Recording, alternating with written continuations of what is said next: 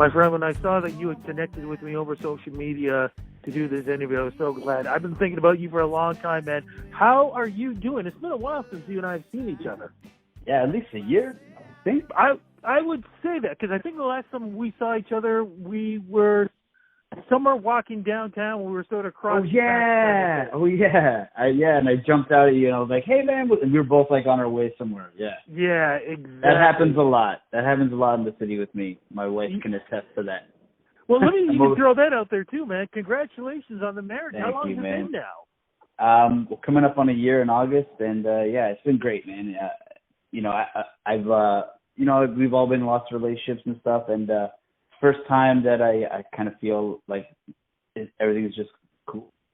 Like everything's just easy and cool. Like there's no issues. It just works.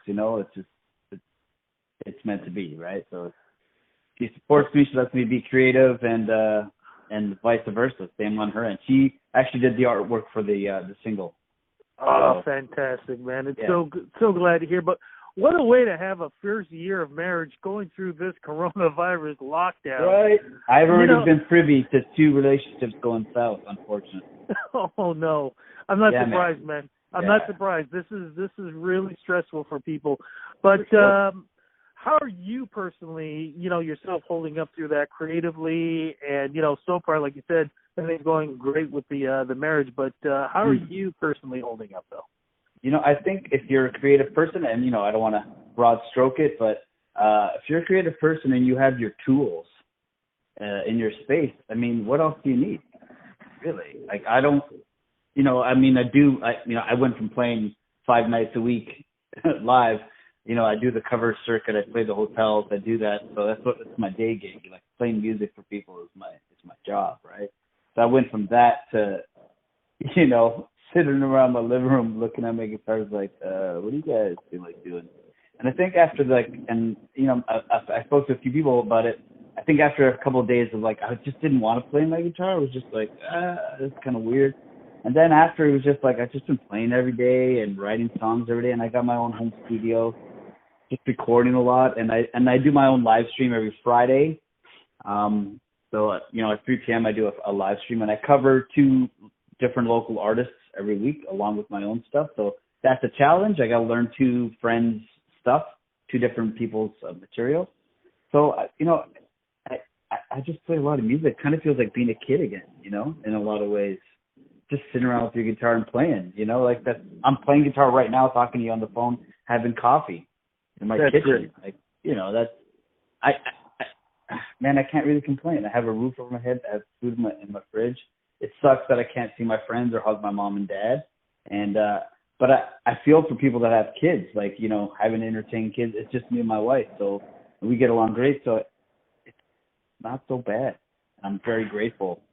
And here you are, man. I mean, you locked down and everything else. We're going to talk about the new single in a second, but you just kind of mentioned about the live streaming and stuff. You're still helping people out, musically. That's always been your thing from the first time you and I met. You've always been about not just your career, but supporting other people, too. Yeah, for sure. I mean, what's the point of all this if you don't share it around, right? It does have its low moments, like when, but that's a perspective thing, right? Like, it has its low moments in the sense of, sometimes if you don't feel that support back from others, but I think that's a hole you dig for yourself. If I ever feel that emotion, I just I just walk away from it and just that's fine. It's cool. Because it's a bad thing to go down that road. Like, we never know the lives that someone else is living and what they're going through. So, yeah, man, it's just, give it back. I appreciate when people do it for me, so I do it back. And it doesn't cost me nothing, and it's not a big deal. That's very true. Look, I want to give people a quick synopsis on your career, man, because you've done it all, from being in front of the microphone, being a performer, to bouncing. You've done it all, my friend. Yeah. I've always been enamored with the, when I was a kid, seeing stories of people that have just done things, lived a life, they've lived life. And I never kind of felt comfortable just, doing one thing other than music and that aspect. But other than that, I just wanted to experience stuff, and I have a real wandering spirit, and it's also a troublesome character, and he can get me in a lot of trouble sometimes, especially in my younger days. But now that I've settled down a little bit, it's not so much an issue, but he's still there. Like, I like to go, like, when I travel, I like to get lost and, kind of find, the wrong parts of town and kind of see what the city's all about. I think the only way is to suck all the juice out of the fruit of life, like, I want to be 80 years old and say, yeah, I did that and I went there and I once did that and I had that experience. What else is there? But you have, like, such immense talent. And it always surprises me that, you're not, with Warner or Sony or any of the other big record companies. Is being independent important for you, that freedom to be able to do what you want? I'm going to do whatever I want anyway. So even if I was with somebody, I'd find a way to do what I want. Like, I write what I want. But I'm also very malleable. Like, I do co-writes with people. I did a co-write yesterday with a friend of mine, Jesse T. You might know Jesse. Yeah.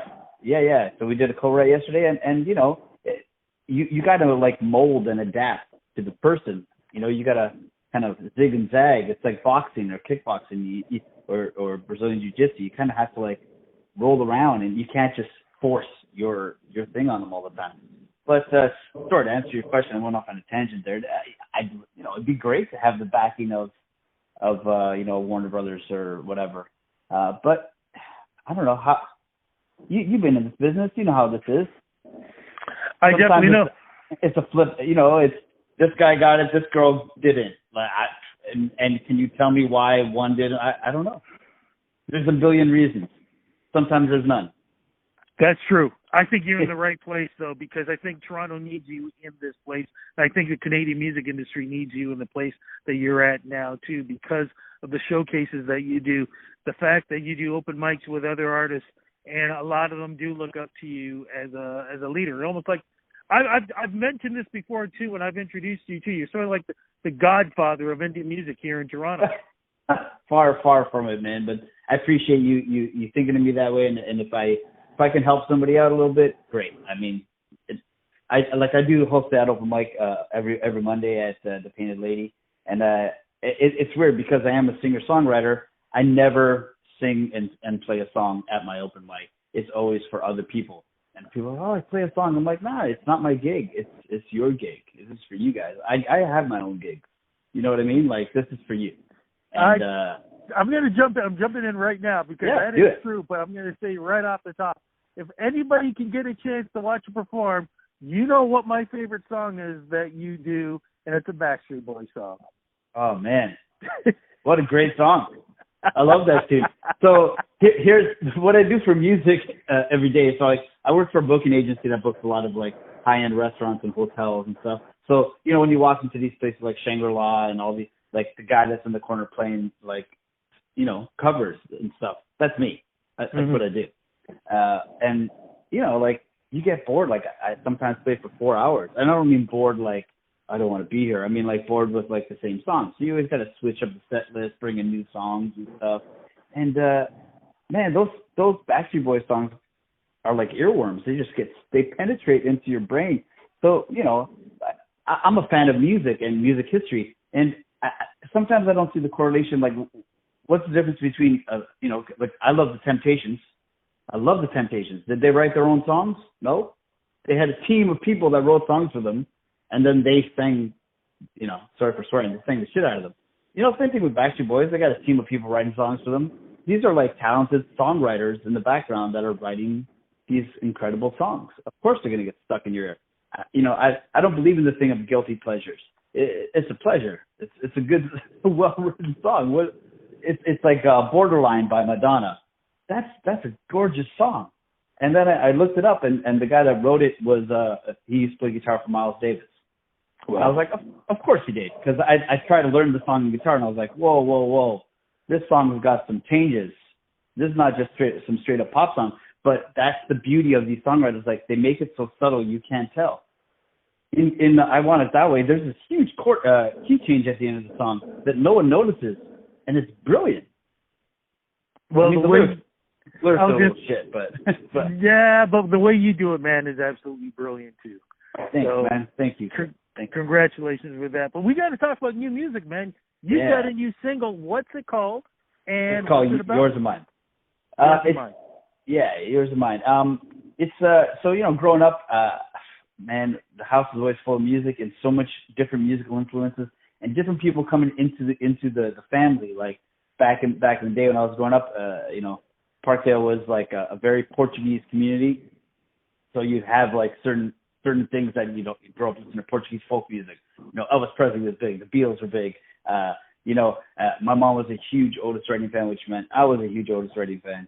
And then I remember like there was like moments, when adults show you something that they're into, those kind of really stick out to you, Like if an adult takes the time to show a kid something that they're into, like it always kind of like those for me are like the moments in like growing up, and I'm like, whoa, this is really important, right? It's not like telling you what to do. It's not like go clean your room or you gotta go do this. It's like, hey, you want to see something that I really like? And for some reason, it's magical to a child. At least it was for me anyway. So when different adults that would come in and out would show me stuff, like my uncle was really into Elvis Presley, or like I remember my cousin had married this dude, and he was a Jamaican dude, and I remember him showing me records of Boxcar Willie. He was really into Boxcar Willie and Willie Nelson, and he had always and Willie Nelson stood out to me because my name's Nelson, and I was like, oh, Nelson. Like, you just start, like, as a child, your brain starts making these connections to these artists. So, heavily into country music from when I was a kid as well.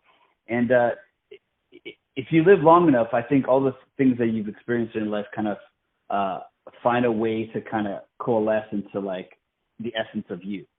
You know what I mean? Like, the things you've done in your life, they find a way to kind of make you who you are, no matter what.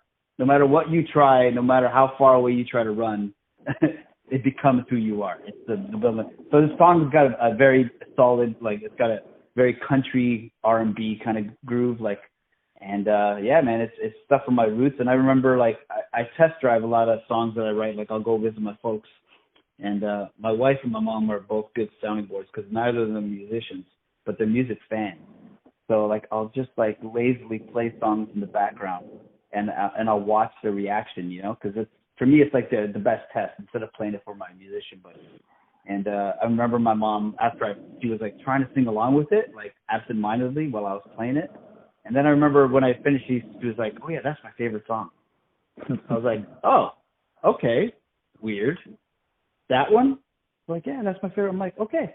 So it's definitely got a childhood connection for me somewhere. I'm sure if we dig around, we'll find it. But yeah, it's a new phase of my sound, and it's not like the most